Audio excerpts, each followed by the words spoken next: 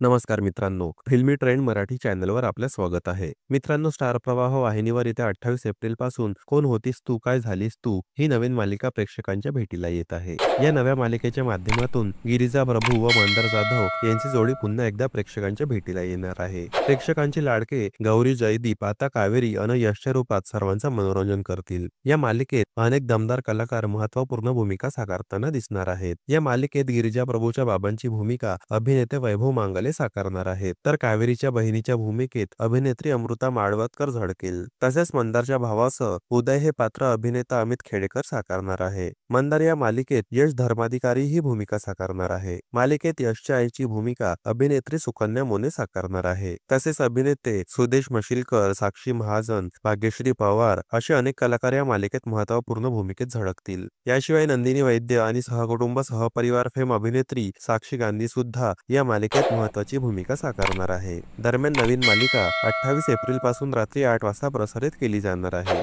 यामुळे ठरलं तर मग मालिकेची सध्याची 8:15ची वेळ बदलून पुन्हा एकदा 8:30ला करण्यात येणार आहे.